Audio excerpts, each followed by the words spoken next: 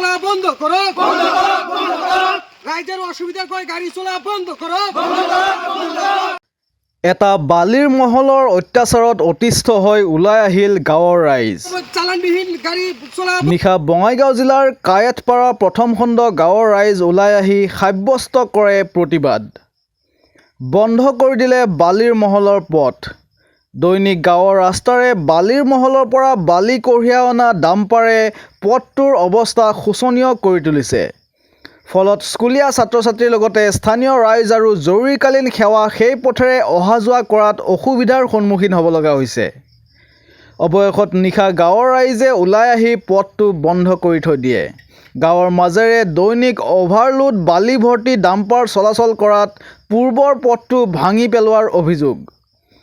উক্ত বালিৰ মহলটোত অনিয়মভাৱে বালি খনন কৰাৰ বাবে ডাঙৰ ডাঙৰ গাঁতৰ সৃষ্টি হৈছে। ফলত কেইমাহমান পূৰ্বে উক্ত গাঁৱৰে এটি শিশু গাঁতত পৰি মৃত্যুমুখত পৰিব লগা হৈছিল। ইমানখিনি হোৱাৰ পিছতো প্ৰশাসন তথা বন বিভাগৰ কোনো গুৰুত্ব নথকাৰ অভিযোগ ৰাইজৰ। পথটোৰ দুৰৱস্থাৰ কথা বন বিভাগক অৱগত কৰাৰ পিছতো আজিলৈকে কোনো ধৰণৰ সঁহাৰি নোপোৱাৰ অভিযোগ স্থানীয় ৰাইজৰ। অতি সোনকালে পথটো যাতায়াতৰ বাবে সুচল কৰি দিয়াৰ লগতে মহলটোৰ ওপৰত তদন্ত কৰিবলৈ বঙাইগাঁও জিলা প্ৰশাসনৰ ওচৰত দাবী জনায় স্থানীয় ৰাইজে। চাপৰৰ পৰা ফিৰোজ আলমৰ ৰিপৰ্ট, এনি আছাম 24/7। এইটো জায়গাটোৰ নাম হ'ল বঙাইগাঁও জিলা। বঙাইগাঁও জিলাৰ অন্তৰ্ভুক্ত আমাৰ কায়েতপাৰা 1 নং খণ্ড জাগা। অসুবিধা মানে কি, আমি আজি 4-5 মাহ হ'ল মানে আমি মহলদাৰৰ যিটো মহলদাৰ আছে সিহঁতক আমি কৈ আছোঁ যে দাদা আপোনালোকে মহল কৰক না কি কৰক আমাৰ কোনো অসুবিধা নাই। আমাৰ ৰাস্তাটো যিটো ৰাইজে চলাচলি ৰাস্তাটো আছে আপোনালোকে ৰাইজে ৰাস্তাটো দি চলি আছে, আপোনালোকে অভাৰলোড লৈ আছে সেইবিলাক আমি নাচাওঁ। আপোনালোকৰ যে চালানবিহীন গাড়ী চলাই আছে সেইবিলাক আমি নাচাওঁ। আমাৰ ৰাস্তাটো আমাক ক্লিয়াৰ কৰি দিয়ক। সেইদিনাখন আমি কি কয় এইটো ৰেঞ্জাৰ অফিচত যাই কিনে মৌখিকভাৱে কমপ্লেইন কৰি আছিলোঁ। কমপ্লেইন কৰাৰ পিছতে তাৰ পৰা আমি কোনো ৰেছপঞ্চিবল পোৱা নাই। এই ৰেঞ্জাৰ অফিচৰ পৰা আমি কোনো ৰেছপঞ্চিবল পোৱা নাই। এতিয়া অসুবিধা হৈছে কাদৰ, চাওক আপোনালোকে কাদৰ মাজত আমি থিয় হৈ আছোঁ। গাড়ী এখন চলিব নোৱাৰে, স্কুলৰ ষ্টুডেণ্ট এখন যাব নোৱাৰে। কাদো দি কেনে গাড়ী মানে ইমান স্পীডত গাড়ী চলায়, গাঁৱলীয়া ৰাস্তা হয়, ইমান স্পীডত গাড়ী চলায়। ৰাস্তাত কাপোৰ দিয়ে যে কোনোবাই যাব সেইটো যাব নোৱাৰে এই গাড়ী চলাৰ কাৰণে। কিন্তু আমাক সিহঁতে কৈছিলে ৰাতিপুৱা 8:30 বজা 10টালৈকে গাড়ী নচলিব, কিন্তু সিহঁতে দিনে ৰাতি নিজৰ ক্ষমতা বলৰ কাৰণে সিহঁতে গাড়ীটো চলাই আছে। আমি আজি ৰাইজ ওলাই আহিছোঁ, ইমান ঝৰিৰ মাজত আমি ৰাইজ ওলাই আহিছোঁ, আমাৰ ৰাস্তাটো ক্লিয়াৰ কৰক। তাৰপিছত আপোনালোকে গাড়ী সিহঁতে মহল কৰিব নে নকৰিব সেইটো সিহঁতৰ ব্যক্তিগত কথা। আৰু আমাৰ এইটোৱে দাবী, আমাৰ ৰাস্তাটো ক্লিয়াৰ হ'ব লাগে। আমাৰ ৰাস্তাটো চেইন গ্ৰেভেল ফ্লাইঅভাৰৰ কথা কৈছিলে, সেইটো আমাৰ চেইন গ্ৰেভেল ফলা নাই। আমাৰ ৰাস্তাত চেইন গ্ৰেভেল ফলাব লাগে আৰু সন্মুখত এটা আৰু দিব লাগে, ৰাস্তাটো ঠিক কৰি দিব লাগে। আৰু আমাৰ যিটো ব্লক ৰাস্তা আছিলে সেইটো ভাঙি কেনে শেষ কৰি দিছে সিহঁতে, অভাৰলোড লৈ কেনে যায়।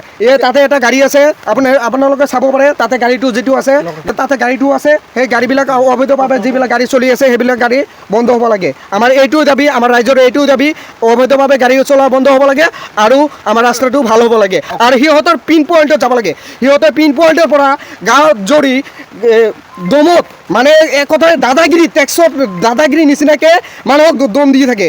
সিহঁতে কয় কোনে কি কৰিব, আমি পুলিচক পকেটত লৈ আছোঁ, আমি ৰেঞ্জাৰক পকেটত লৈ আছোঁ। সিহঁতৰ বোলে পকেটত বোলে ৰেঞ্জাৰ পুলিচ বোলে থাকে, পুলিচ বাহিনী বোলে থাকে। আৰু আমি যি ৰাইজে আছোঁ, আমি প্ৰতিবাদ কৰিব আহিলে আমাক বোলে পুলিচৰ কাৰণে পুলিচক দি কিনে উঠাই দিব, সেইটো সিহঁতৰ বক্তব্য। ডাইৰেক্ট আহি কয় কি তোমালোকক পুলিচ দিয়ে উঠাই লওঁ, তোমালোকে SP দিয়ে উঠাই লওঁ, তোমালোকে থানাৰ পৰা উঠাই লওঁ, তোমালোকে ক্ৰাইম কৰি আছা আমাৰ লগত। আমি বোলে সিহঁতক বোলে ক্ৰাইম কৰি আছোঁ, আমি কোনো ধৰণে সিহঁতক ক্ষতি কৰা নাই। আমি গণতন্ত্ৰক ভাবি আজি আমি আন্দোলন কৰিলোঁ। আৰু এই মহলটো যদুল ইহঁতে এনেকৈ চলে, আমি ইয়াতকৈ অতি আমি আন্দোলন তীব্ৰ আমি আন্দোলন কৰিবলৈ বাধ্য হ'ম। কায়েতপাৰা পাৰ্ট 1 হয়। ঘটনাটো মানে আমাৰ এইটো গাঁৱৰ ৰাস্তাত ইহঁতে অবৈধভাৱে মহল কৰি আছে। আমাৰ গাঁৱৰ ৰাস্তাত আমি গাড়ী খোজকাঢ়িব নোৱাৰা হৈ আছোঁ। 4খন গাঁৱৰ এইটো ল'ৰা ছোৱালী স্কুল যাব নোৱাৰে, ডাম্পাৰ চলাই আছে, ইহঁতে অভাৰলোড চলাই আছে।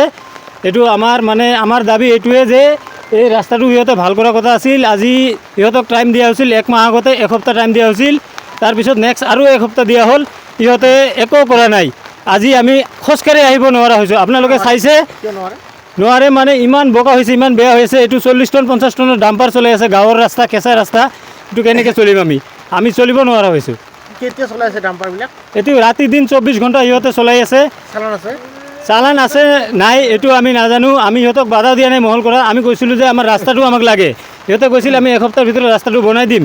সিহঁতে আজি এসপ্তাহ কৰি আজি 2 মাহ পাৰ হৈ যায়, সিহঁতে একো কৰা নাই।